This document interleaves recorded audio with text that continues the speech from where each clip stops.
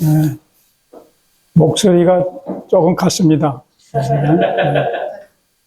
목소리 뭐 다른 거 준비하진 않았는데 그렇게 됐습니다. 사정이 양해해 주시고, 그리고 요 콧물이 가끔 나와요. 그래가지고 약도 먹었는데 아직도 나오고 있습니다. 이렇게 하는 거 흉보지 마시고 말씀만 들어주시기 바랍니다.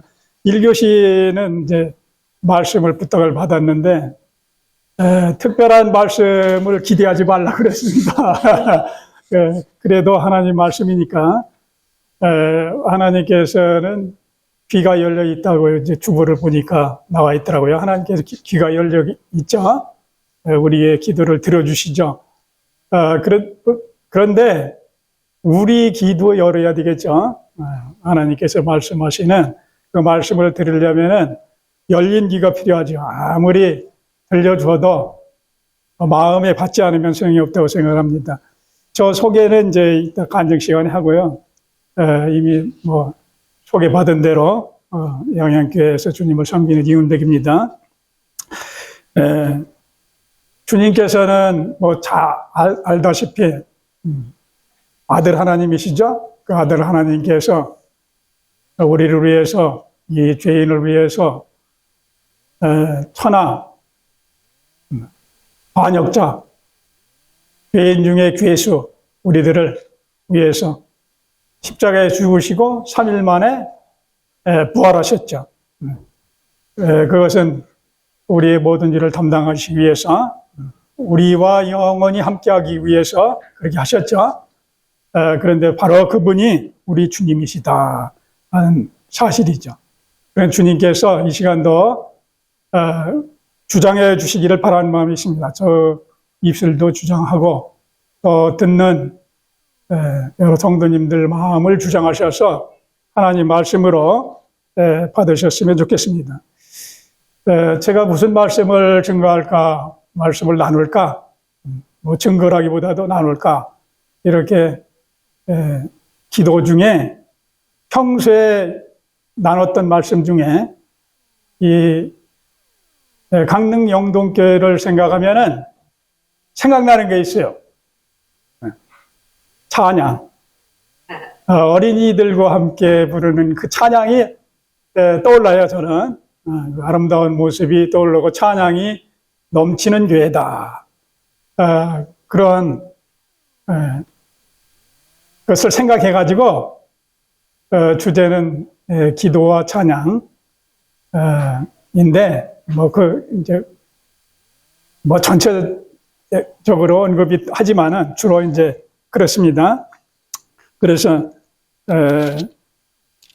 그 시편 42편, 43편에 나온 내용을 중심으로 해서 교제를 하겠습니다. 그래서 우리 성도들에게 주어지는 고난의 의미와 또 고난 가운데에서 어떻게 찬송할 수 있느냐, 찬송할 수 있느냐는 것은 승리하는 거죠. 고난 가운데에서 어떻게 승리하는 삶을 살 수 있는가 하는 것을 사실은 다 알아요. 다 알지만은 한번 생각해 보겠습니다. 이 42편, 43편을 한번 같이 읽어볼까요? 시편 40편, 43편 시작. 하나님이여 사슴이 시냇물을 찾기에 갈급한 같이 내 영혼이 주를 찾기에 갈급하니이다. 내 영혼이 하나님과 살아계시는 하나님을 갈망하나니 내가 어느 때에 나아가서 하나님의 얼굴을 배울까? 사람들이 종일 내게 하는 말이 내 하나님이 어디 있느냐 하오니 내 눈물이 주야로 내 음식이 되었도다. 내가 전에 성의를 지키는 무리와 동행하여 기쁨과 감사의 소리를 내며 그들을 하나님의 집으로 인도하였더니 이제 이 일을 기억하고 내 마음이 상하는도다. 내 영혼아 네가 어찌하여 낙심하며 어찌하여 내 속에서 불안해하는가? 너는 하나님께 소망을 두라. 그가 나타나 도우심으로 말미암아 내가 여전히 찬송하리로다. 내 하나님이여 내 영혼이 내 속에서 낙심됨으로 내가 요단 땅과 헤르몬과 미살산에서 주를 기억하나이다. 주의 폭포 소리에 깊은 바다가 서로 부르며 주의 모든 파도와 물결이 나를 휩쓸었나이다. 낮에는 여호와께서 그의 인자하심을 베푸시고 밤에는 그의 찬송이 내게 있어 생명의 하나님께 기도하리로다. 내 반석이신 하나님께 바라기를 어찌하여 나를 잊으셨나이까? 내가 어찌하여 원수의 압대로 말미암아 슬프게 다니나이까 하리로다. 내 뼈를 찌르는 칼같이 내 대적이 나를 비방하여 늘 내게 말하기를 네 하나님이 어디 있느냐 하도다. 내 영혼아 네가 어찌하여 낙심하며 어찌하여 내 속에서 불안해하는가? 너는 하나님께 소망을 두라. 나는 그가 나타나 도심으로 말미암아 내 하나님을 여전히 찬송하리로다. 하나님이여 나를 판단하시되 경건하지 아니한 나라에 대하여 내 송사를 변호하시며 간사하고 불의한 자에게서 나를 건지소서. 주는 나의 힘이 되신 하나님이시거늘 어찌하여 나를 버리셨나이까? 내가 어찌하여 원수의 억압으로 말미암아 슬프게 다니나이까? 주의 빛과 주의 진리를 보내시어 나를 인도하시고 주의 거룩한 산과 주께서 계시는 곳에 이르게 하소서. 그런즉 내가 하나님의 제단에 나아가 나의 큰 기쁨의 하나님께 이르리이다. 하나님이여 나의 하나님이여 내가 수금으로 주를 찬양하리이다. 내 영혼아 네가 어찌하여 낙심하며 어찌하여 내 속에서 불안해하는가? 너는 하나님께 소망을 두라. 그가 나타나 도우심으로 말미암아 내 하나님을 여전히 찬송하리로다. 이게 내용이 이어지는 것 같잖아요. 반복 구절이 있잖아요. 반복 구절. 반복 구절이 요절이 어떤 것이 있죠? 내 영혼아 네가 어찌하여 낙심하며 어찌하여 내 속에서 불안해하는가? 너는 하나님께 소망을 두라. 그가 나타나 도우심으로 말미암아 내 하나님을 여전히 찬송하리로다. 이 시편 기자인데 이 시편 기자 쓴 분이 누구라고 나와요? 고라 자손의 와석일이라고 하죠. 고라는 고라의 패역한 자손이죠. 자손인데 하나님의 은혜로 이와 같은 놀라운 노래를 부르고 있는 찬양을 하고 있는 것을 볼 수 있습니다. 여기서 쭉 읽으면서 마음에 닿는 말씀이 바로 그 반복절이죠. 강조한 것이라고 봅니다. 반복해서 5절도 나오고 그 다음에 몇 절 나오죠? 11절도 나오고 43편에는 또 5절에 나오고 그렇죠. 반복해서 그리고 이제 2절에 보면 내 영혼의 하나님 곧 살아계시는 하나님을 갈망하나니 하나님이 살아계시죠. 살아계시는데 왜 갈망을 할까요? 살아계시는지 아닌지 잘 못 느낀다는 얘기겠죠. 그런 때가 있는 것을 볼 수 있습니다. 여기 보면은 눈물도 주야로 내 눈물이 주야로 음식이 되었도다 뭐 이런 노래하면서 또 기쁨과 감사의 소리를 내기도 하고 그런데 또 마음이 상하고 그런 시편이죠. 이 주제를 생각한다고 하면 무엇을 생각할 수 있겠습니까? 여기서 하나님을 갈망한다고 그랬죠. 하나님을 갈망하는 자가 어떻게 하는 거죠? 기도하는 거죠. 간구하는 거죠. 간구와 찬송 이렇게 얘기할 수 있겠죠. 그래서 이제 주제를 찾아볼 수 있는데요. 제가 이것을 이렇게 이제 준비를 하면서 실질적으로 우리 성도들의 삶이 이스라엘 백성들도 마찬가지지만 그 홍해를 건너와서 광야 생활을 했잖아요. 광야 생활을 했을 때 어떻습니까? 그들이 좋을 때도 있었지만은 조금 어려우면 어떻게 했죠? 불평불만에 쌓여 있었죠. 그런 것을 이렇게 보면서 우리 생활은 어떤가, 나의 생활은 어떤가 이런 것을 생각하게 하는 시편이죠. 이 시편을 보면은 시편 1편 제일 처음에 시작하는 게 뭐죠? 1장 1절에 복 있는 사람. 그래 복 있는 사람, 만복의 근원인 하나님 우리 주 예수 그리스도를 영접한 우리들은 복 있는 사람이죠. 그래서 실제 이제 복이 있는 우리들은 우리 주님 안 보이죠? 안 보이지만은 영으로 역사하는 성령님이 우리 안에 계시는데 성령의 역사는 실질적으로 말씀으로 역사를 하죠. 그래서 우리가 이제 거기 시편 1편에서도 보면 말씀을 늘 묵상하는 자가 복이 있는 자다 그랬어요. 우리도 마찬가지죠. 주님의 말씀을 늘 가까이 하는, 묵상하고 주님과 동행하는 그런 사람이 복 있는 자인데, 그러한 복 있는 자가 실제 삶을 사는 것을 보면 어때요? 시편에서만 봐도 오르락 내리락 오르락 내리락 한단 말이에요. 그리고 시편을 쭉 읽어보면은 한 시편에서도 내용이 요 시편에서도 마찬가지지만 지금 읽은 데도 마찬가지지만은 앞부분은 상당히 어려워가지고 기도하고 왜 이렇습니까? 원망 비슷하게 원망도 하고 그러다가 끝에쯤에 어떻게 되죠? 찬송으로 끝나는 게 대부분이에요. 뿐만 아니고 쭉 나가다 보면 앞에 부분은 간구와 기도, 어려움 이런 것을 많이 표현하다가 뒤로 가면 어떻게 됩니까? 뒤로 가면은 전부 찬양만 나옵니다. 그렇죠? 예, 우리의 처음과 결국을 볼 수 있죠. 시편을 통해서. 우리가 그렇잖아요. 우리가 주님으로 인해서 주님을 영접하고 하늘에 속한 모든 신령한 복들을 받는 자들이 되었지만 실제 이 땅에서는 아직도 나의 육신과 사탄과 그리고 세상 세력들로 인해서 어렵죠. 어렵지 않아요? 마냥 기쁩니까? 늘 기쁩니까? 저는 대부분이 이제 집에 있는 경우가 많은데 집에 아침에 일어나서 이제 새벽에 이제 기도도 하고 말씀도 보고 그럴 때 좋다가 조금 시간이 지나면 이상하게 또 마음이 어두워지고 왔다 갔다 해요. 뭐 특별한 사람 안 만나도. 그렇단 말이에요. 아직 이 공중에 사탄 마귀가 역사를 하는 거죠.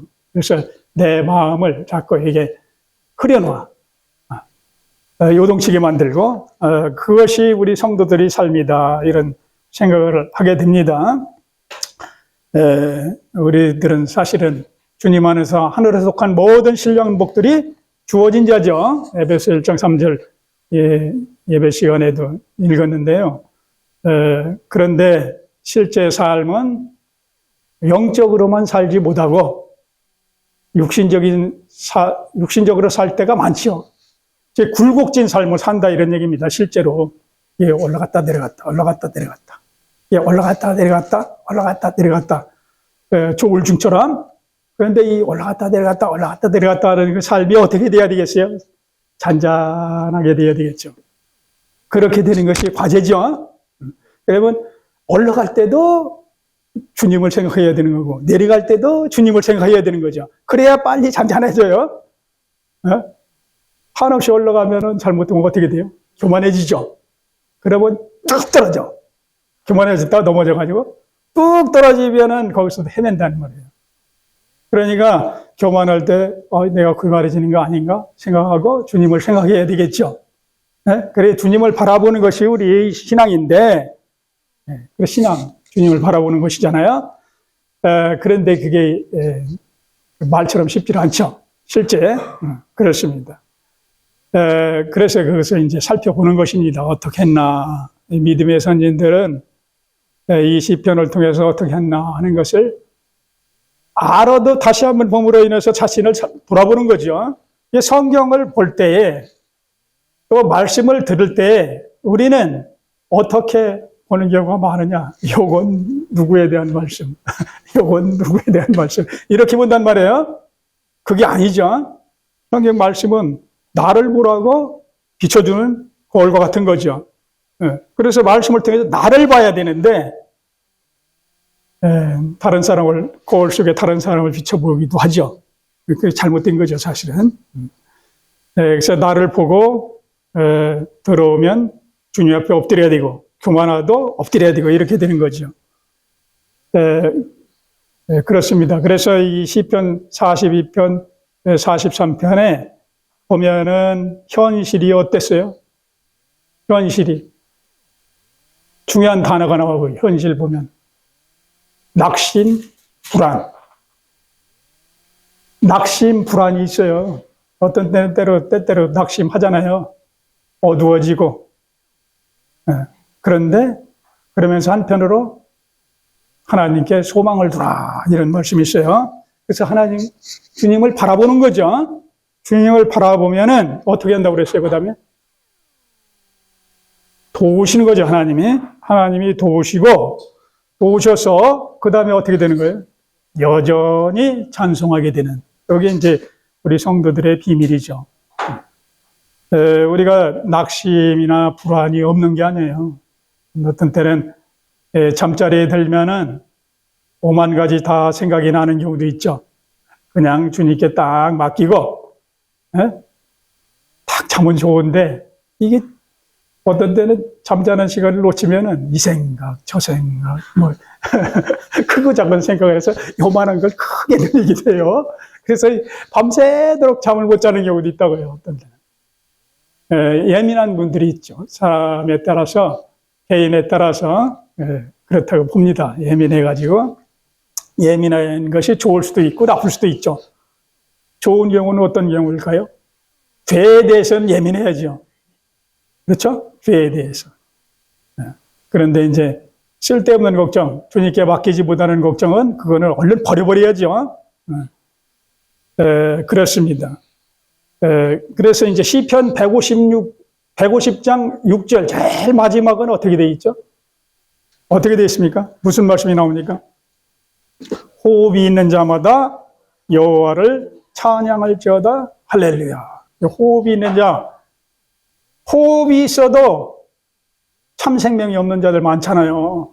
그렇죠? 하나님을 하지 않는 사람이 많아. 호흡이 있어도 참 생명이 있는 우리들은 하나님을 찬양할 수 있는 자들이죠. 영원히 주님 앞에서 영생 함께하면서 찬양할 자들이에요. 우리를 구원하신 목적이 그것이죠. 그렇게 말씀하고 있어요. 그런 것을 이렇게 생각하면서 낙심될 때가 실제 많아요. 이 건강으로 낙심되는 경우 있죠. 건강이 어려워지면은 자동적으로 우울해지기도 합니다. 그래서 약도 먹고 치료받고 그런 거죠. 그래서 마음이 어려워지고. 돈 문제로 어려워지는 경우도 있죠. 나는 왜 이렇게 가난하냐. 이게 환경이죠. 또 개인 생활뿐만 아니라 이 사회생활에서 직장 생활이나 이런 데서 어려움이 있어요. 저 직장에 나가면 저 사람은 항상 나를 왜 갈구냐. 이 어려움이, 이제 사회생활을 이게 원만하게 해야 되는데 그렇지 못하는 경우도 있죠. 더군다나 그리스도인이면 어때요? 색안경을 쓰고 보죠. 그래서 더 어려워요, 사실은. 그것뿐만 아니라 이제 교회 생활에서 있어도 성도들 간에도 어려울 수 있어요. 오해하고 그럼으로 인해서 이 관계이기 때문에 주님 안에서 형제 자매가 되었지만은 우리가 온전하지 못하기 때문에 서로 부딪혀요. 그러면 생각해 보세요. 누가 많이 찔릴까요? 상처를 줄까요? 누가 많이 상처를 줄까요? 누가 많이 상처를 줄까요? 원만한 사람일까요? 아니면 삐죽삐죽한 사람일까요? 삐죽삐죽한 사람이죠. 그럼 원만한 사람하고 삐죽삐죽한 사람하고 이렇게 같이 어울려 살면은 부딪히죠. 부딪히게 돼 있어요. 부딪히면은 누가 아프겠어요? 누가 아프겠어요? 원만한 사람이 아플까요? 삐죽삐죽한 사람이 아플까요? 삐죽삐죽한 사람이 더 아파. 네, 그것이 부서지니까. 그렇죠? 더 아플 수 있어요. 동그란 거하고 삐죽한 거하고 막 부딪혀봐요. 그러면 삐죽한 것이 이게 문드러져야 되니까. 예를 들으면 그렇다는 얘기예요. 그래서 내가 마음이 아프다. 상처를 받았다. 이렇게 생각을 하면은 뭐를 생각해야 됩니까? 내가 다른 사람에게 더 상처를 입혔다. 이것을 생각해야 되는 거죠. 그게 성숙된 자겠죠. 그렇습니다. 네, 그래요. 그것이 이제 자기를 보는 게 있죠. 말씀에서. 우리가 이런 여러 가지들 중에서 특별히 이제 주님이 없는 것처럼 느끼고 주님이 나를 사랑하지 않는 것 아니냐. 아주 어려움이 오면은 그런 생각이 들 수도 있죠. 주님이 나를 사랑하지 않고 주님을 잘 못 느끼고 없는 것처럼 느낄 때도 있다고 봅니다. 실제 우리가 언제나 주님의 임재 가운데 사나요? 그렇게 사는 것이 경건한 삶이잖아요. 그런데 늘 경건한 삶을 사느냐? 그렇지 못하고 오히려 죄를 지을 때도 있어요.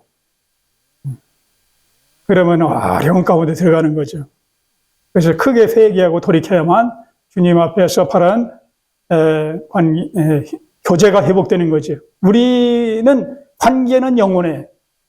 그렇죠? 자녀와 아버지와 자녀의 관계는 영원하지만 교제는 깨질 수 있죠. 얼마든지. 그렇습니다. 나는 주님이 없는 것처럼 생각될 때, 주님이 나를 사랑하지 않는 것처럼 생각될 때, 그때에 그때에도 주님이 함께 하신다는 것을 믿는가? 그걸 점검해 봐야 되는 거예요, 사실. 그때 주님이 함께 하셔요? 성도에게는 언제나 함께 하신다는 그 절대 진리죠. 성도에게는 언제나 함께 하셔. 사랑하시되 끝까지 사랑하시죠. 언제나 함께 하셔요. 언제나 함께 하셔. 그런데 그런 주님을 잊어버리고 방황하고 낙심할 때가 있다, 이런 얘기입니다. 그때에 이 시편 기자처럼 눈을 들어 십자가에 달리신 주님을 바라보고 나를 위해 죽어주신 주님을 바라보고 3일 만에 부활하셔서 나를 의롭다 하신 주님을 바라보고 이제 그 사실을 받아들인 나에게 성령께서 영원히 함께 하시는, 하늘에서 속한 모든 신령한 것들을 주님 안에서 허락하시는 그러한 자가 되었다 하는 것을 생각해야 되는 거죠. 그래서 우리들은 넘어질 때마다 주님을 바라보면 똑바로 설 수 있는 오뚜기와 같은 자들이죠. 오뚜기 쉽게 넘어지죠. 넘어지는데 주님 바라보면 탁 서. 주님 바라보면 탁 서. 그렇잖아요? 우리가 이 땅에서는 그렇지 않느냐 하는 것을 생각이 됩니다. 이 시편 기자는 그런 것을 노래하고 있는 거죠. 그리고 주님을 기억함으로 여전히 찬송하리로다 그랬는데, 이 여전히를 이제 원어를 찾아보니까 오드인데, 이제 개역 한글에서는 어떻게 돼 있죠? 여전히 찬송하리로다를. 네? 오히려 찬송하리로다도 돼 있죠. 오히려. 이렇게 어렵지만, 이렇게 어렵고 낙심할 정도로 그렇지만 이제 주님을 바라보고 오히려 찬송한다, 이렇게 돼 있죠. 그런데 여기 개역개정에는 여전히 찬송한다, 이렇게 돼 있습니까? 되어 있어요. 이제 번역을 그렇게 했는데, 그 원어를 보니까 그 뜻이 연속, 계속, 순회, 아직도, 여전히, 다시, 이런 뜻이 있어요. 그래서 여전히 그렇다 할지라도 주님을 바라보고 찬송하는 이 영동교회가 그런 교회가 아닌가, 이런 생각이 듭니다. 언제나 그 어린아이와 함께 찬송하는 그 모습을 보고 저 예배 시간에 찬송이 참으로 아름다운 찬송을 주님께서 받으셨을 줄 믿습니다. 그래서 주님을 기억하고, 그게 이제 거기 나오잖아요. 다시 한번 시편 보겠습니다. 시편 43편, 42편, 6절에 보면은, 내 하나님이여 내 영혼이 내 속에서 낙심됨으로 내가 요단 땅과 헤르몬과 미살산에서 주를 기억하나이다. 이 주님이 역사하시는 그곳에서 의 주를 기억하는 거죠. 그래서 우리 삶 속에서 나와 함께 하신 그것을 기억할 필요가 있는 거죠. 그 중에서 제일 큰 게 뭐예요? 구원받은 거. 그 어떤 상황 가운데서 구원받았는가 하는 것을 생각해 볼 수 있어요. 그런데 저 같은 경우는 구원받았을 뿐만 아니라 구원받고 생활하다가 한 10여 년간 방황했어요.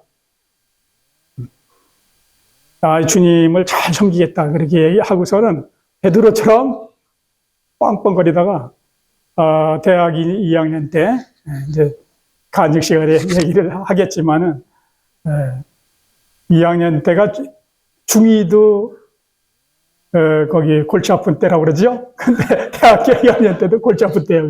사상이 엉뚱한 세상이 들어가고 또 이제 생활이 바뀌다 보면은 자유방임이 되기 때문에 어려운 시기인 것 같아요. 여러 가지 이유로 인해서 그때부터 이제 방황을 하기 시작했는데, 그래서 주님의 은혜로 다시 돌아왔습니다.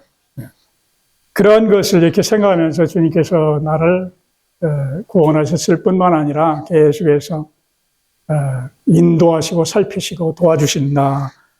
이런 것이죠. 주의 역사를 기억할 때 회복할 수 있다 하는 것입니다. 나를 위해서 나를 사랑하사 죽어주실 뿐만 아니라 삶 속에서 은혜를 베푸시는 주님을 기억할 때 오히려 찬송할 수 있다. 도리어 찬송할 수 있다. 여전히 찬송할 수 있다 하는 것이죠. 이 세상에 누가 있다고요? 사단과 나의 육신과 세상 세력이 만만치 않아요. 만만치 않습니다. 만만하다고 생각하는 사람이 크게 넘어질 수가 있어요. 그래서 만만하지 않기 때문에 전신갑주를 입는 거죠. 전신갑주를 입어서 늘 주님 앞에서 삶으로 인해서 낙심할 때가 거의 없는 충만한 삶을 살기를 원하는 거죠. 우리가 주님을 바라본다고 했을 때 주님께서 십자가에서 죽으시고 3일 만에 부활하신 그 사실은 나에게 적용되는 거잖아요. 내가 죄인인 내가 죽고 주님께서 죽으실 때 나도 새 사람으로 태어났다. 이게 연합의 진리라고 얘기하잖아요. 연합되었다. 주님과 연합되었다. 그렇기 때문에 죄에 대해서 반응하지 않고 말씀에 반응하는, 성령에 반응하는 자가, 반응할 수 있는 자가 되었다. 그것을 먼저 이제 알고 여기고 드려라. 이런 것을 우리가 이렇게 잘 배웠을 거예요. 그리고 그런데 실제 삶은 어떠냐? 그가 한 번이 아니고 여러 번 계속 와. 그렇죠? 계속. 적이 뭐 한 번만 공격하는 게 아니에요. 호시탐탐 노려. 즉 어려움이, 고난이 계속 있다 이런 얘기예요. 어떤 사람은 고난이 겹쳐. 몸도 아픈데 뭐 가정사정도 어려워지고 뭐 자식도 어려움을 주고 뭐 이렇게 겹쳐요. 그러면 감당하기가 어려울 정도로 어려운 경우도 있죠. 왜 나에게는 어려움이 이렇게 가중됩니까? 이렇게 생각할 수 있어요. 그렇잖아요. 그때 왜 나를 사랑하지 않으세요? 이렇게 얘기할 수 있겠죠. 나를 버려두시는 거예요? 이렇게 말할 수도 있겠죠. 그래서 그러한 어려운 가운데 있을 때 우리는 누구의 인내를 기억해야 되는 거예요? 욥의 인내를 기억해야 되는 거죠. 욥은 어떻습니까? 욥은 뭐 잘못한 게 없어요. 잘못된 게 없어요. 그런데 친구들로부터 비난도 받고 뭐 그러잖아요. 그런데 하나님께서는 욥을 통해서 뭐를 보여주는 거예요? 하나님은 개인에 따라서 고난을 주는 정도를 다르게 할 수 있다 하는 것이죠. 네? 주님 안에서의 고난을 얘기하는 거예요. 그래 어떤 사람은 고난을 많이 받아, 어떤 사람은 마냥 편해, 잘 나가. 그런데 어떤 사람은 힘들어, 낙심할 정도로. 왜 그럴까? 그런 것을 우리는 말씀을 통해서 보는 거예요. 말씀을 통해서 볼 때, 아, 주님께서 이러한 뜻이 있구나 하는 것을 알고 힘을 얻을 수가 있고, 인내할 수 있고, 인내해야만 뭐를 얻습니까? 열매를 얻는 거죠. 인내를 해야만. 인내는 언제까지 하는 거예요? 인내는 중도에 멈추면 안 돼. 끝까지. 인내는 언제까지? 끝까지. 주님을 만날 때까지. 그래, 어려운 거죠, 사실은. 근데 인내도 뭐 주님께서 도와주시는 거죠. 도와주셔서 할 수 있도록 해주시는 것이지만은, 그래서 우리는 이제 말씀을 통해서, 믿음의 선진들을 통해서 고난의 의미를 생각해 보는 것이죠. 계시록에 보면은 고난받는 성도들에게 소망을 주는 말씀이잖아요, 계시록이. 그 소망, 제일 큰 소망이 뭐예요? 다시 오신다. 그렇죠? 다시 오신다. 주님께서 다시 오신다. 다시 오셔서 뭐 한다는 얘기예요? 혼낸다는 얘기 아니죠. 상 주겠다. 행한 대로 상 준다. 인내하라. 그런데 요즘은 너무나 잘 살아. 너무나 잘 살아가지고 방탕을 해. 그게 또 사단의 역사죠. 그래서 곁길로 가버려. 그런 경우도 있단 말이에요. 나태해져가지고. 그래서 고난의 의미를 생각하는 말씀을 좀 살펴보겠습니다. 그리스도인의 고난에 대해서 잘 말씀하고 있는 성경이 뭐 계시록은 뭐 전체적으로 이제 장래일에 대해서도 말씀하지만은 직접적으로 베드로전서에 보면은 고난의 의미를 잘 말씀해주고 있어요. 고난의 유익이죠, 그러니까 그리스도인들이 당하는 고난의 유익. 이 베드로전서 4장 한번 보겠습니다. 베드로전서 4장 제가 12절부터 한번 읽어보겠습니다. 12절 사랑하는 자들아 너희를 연단하려고 오는 불시험을 이상한 일 당하는 것 같이 이상히 여기지 말고 오히려 너희가 그리스도의 고난에 참여하는 것으로 즐거워하라. 이는 그의 영광을 나타내실 때 너희로 즐거워하고 기뻐하게 하려 함이라. 너희가 그리스도의 이름으로 치욕을 당하면 복 있는 자로다. 영광의 영 곧 하나님의 영이 너희 위에 계심이라. 너희 중에 누구든지 살인이나 도둑질이나 악행이나 남의 일을 간섭하는 자로 고난을 받지 말려니와. 만일 그리스도인으로 고난을 받으면 부끄러워하지 말고 도리어 그 이름으로 하나님께 영광을 돌리라. 예. 사랑하는 자들에게 뭐가 있다는 거예요? 연단, 불시험이 있다. 그렇죠? 사랑하는 자들에게 왜 사랑하는 사람을 불시험을 하나 이렇게 생각할 수 있죠. 물론 이제 이것은 유혹이 아니죠. 죄를 짓게 하는 것이 아니라 더 좋은 것을 주시기 위해서 하나님께서 연단을 하시는 것이죠.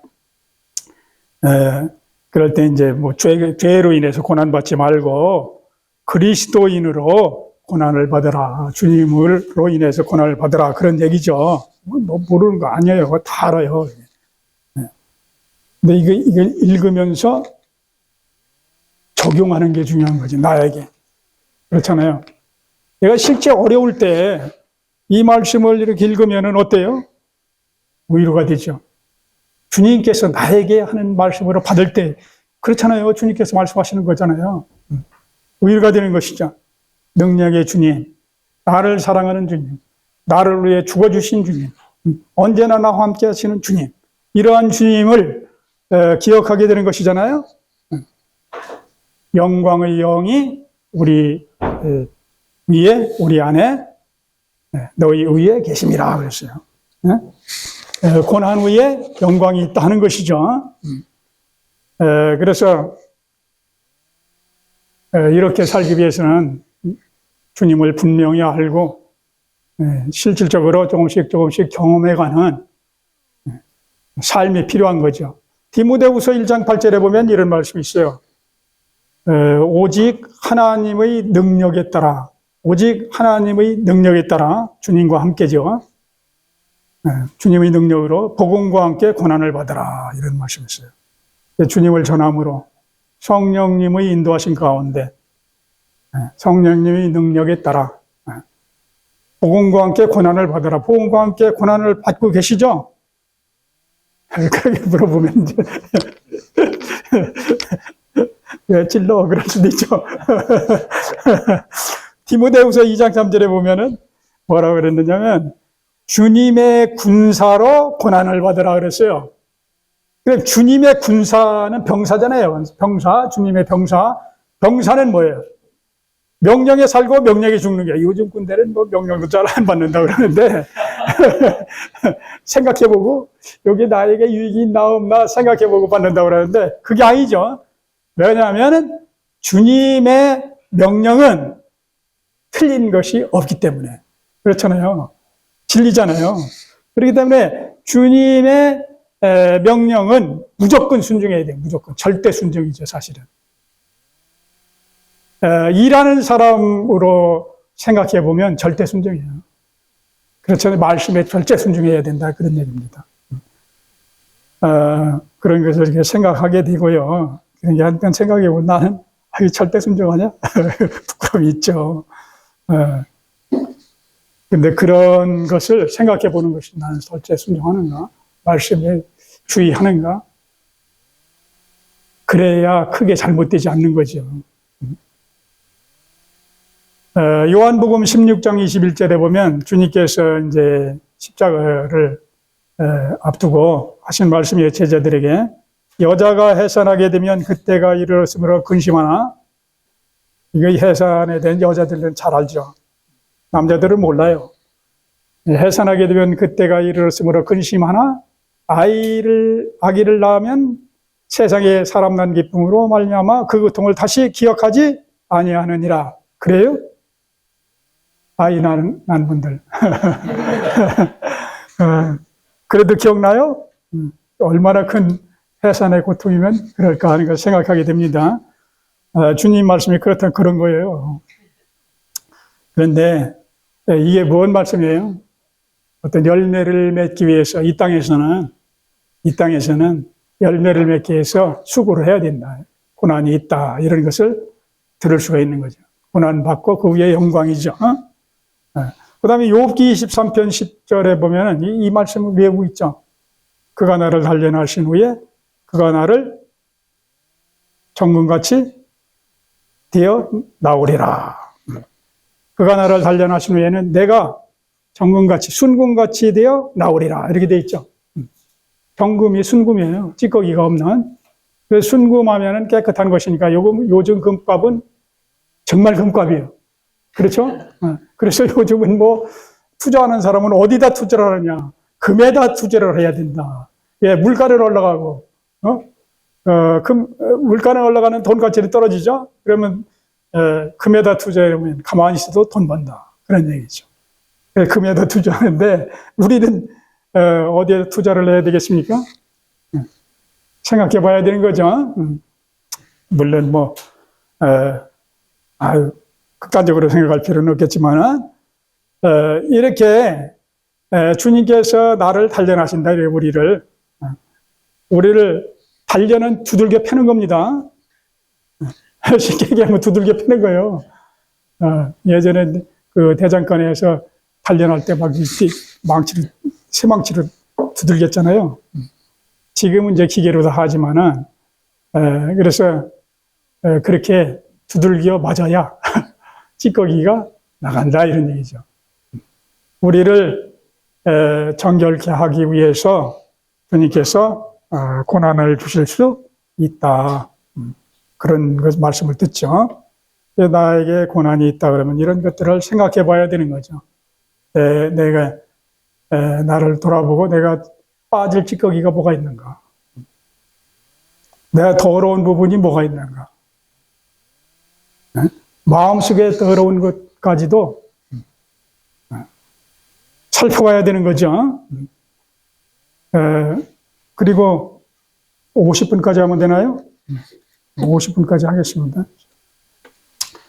고린도후서 1장 보겠습니다. 고린도후서 1장.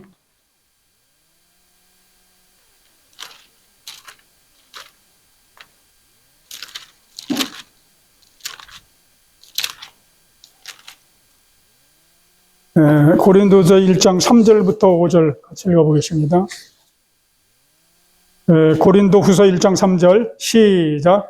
찬송하리로다. 그는 우리 주 예수 그리스도의 하나님이시요 자비의 아버지시요 모든 위로의 하나님이시며 우리 모든 환난 중에서 우리를 위로하사 우리로 하여금 하나님께서 받는 위로로서 모든 환난 중에 있는 자들을 능히 위로하게 하시는 이시로다.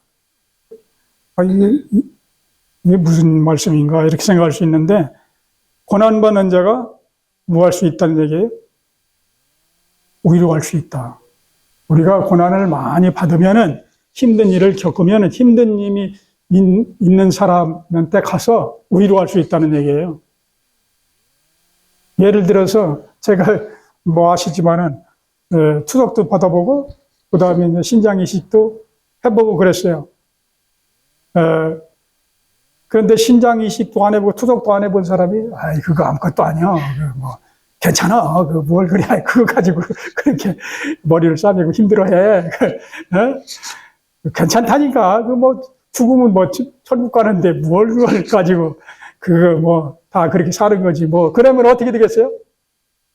막 위로가 되는 것이 아니라 마음이 상해. 너도 한번 당해봐라. 그런 마음이 생기죠.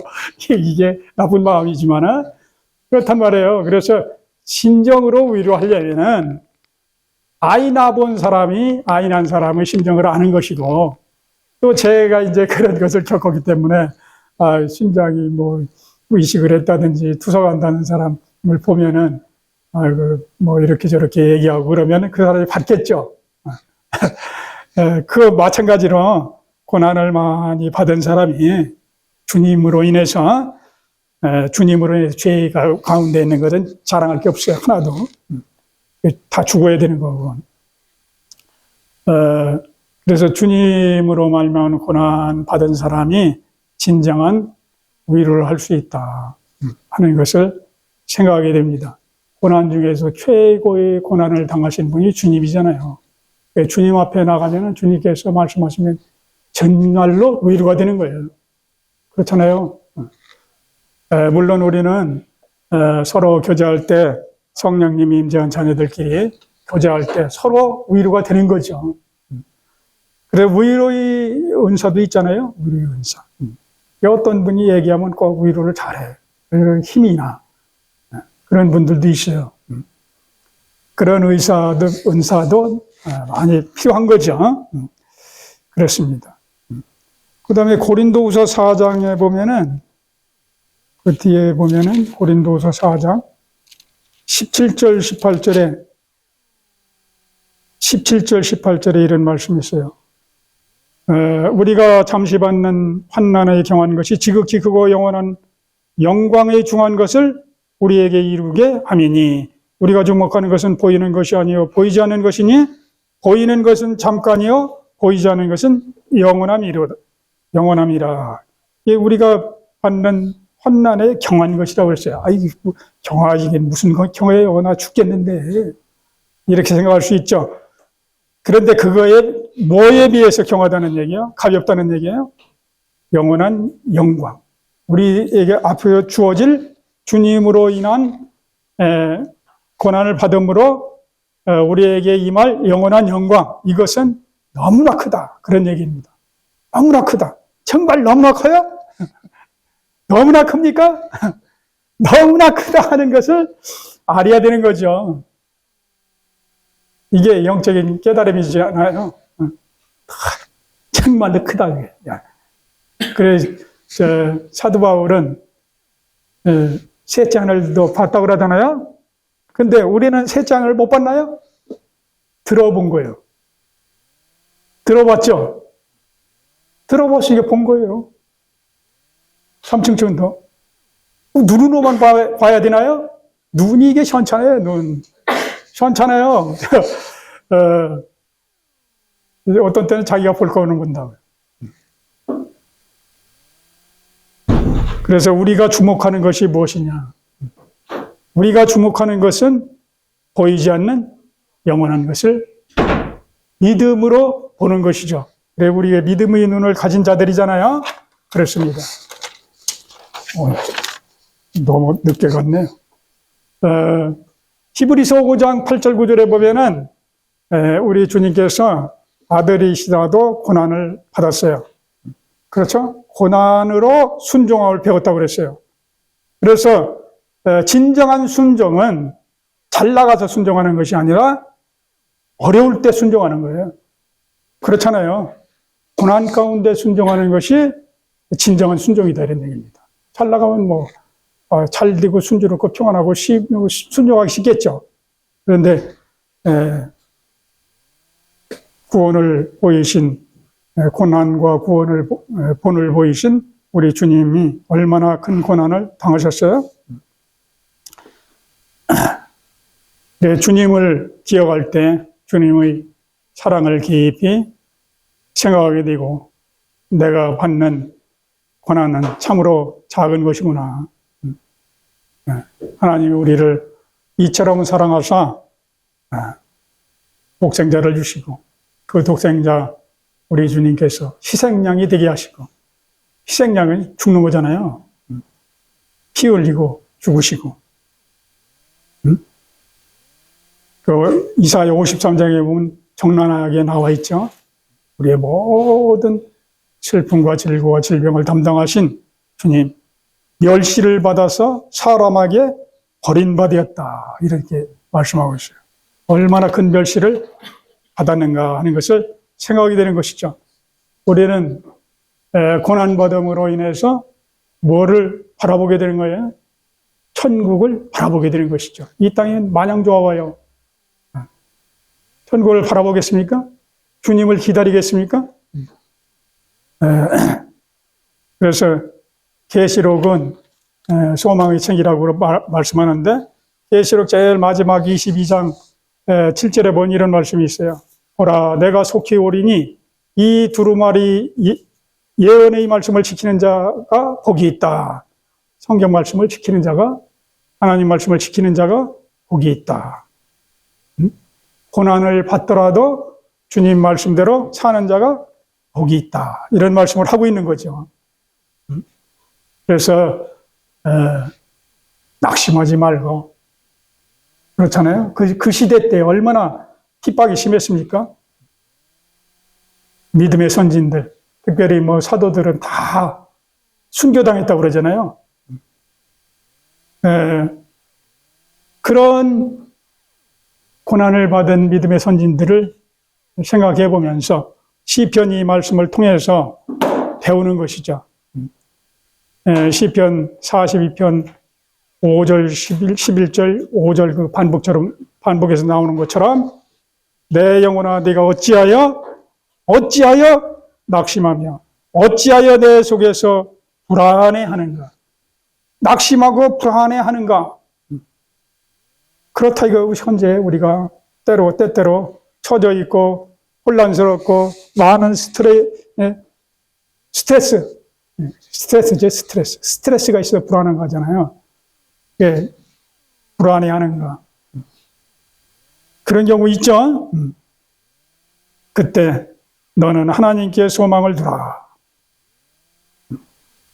그가 나타나 도우심으로 말미암아 주님께서 도우심으로 말미암아 내 하나님께 오히려 여전히 찬송하리로다. 예, 영동 교회처럼 찬송이 풍성한 그러한 우리가 저가 되기를 바라는 마음이 있습니다. 내 영혼아 네가 어찌하여 낙심하며 어찌하여 내 속에서 불안해하는가. 너는 하나님께 소망을 두라. 그가 나타나 도우심으로 말미암아 내 하나님을 여전히 찬송하리로다. 네, 마치겠습니다.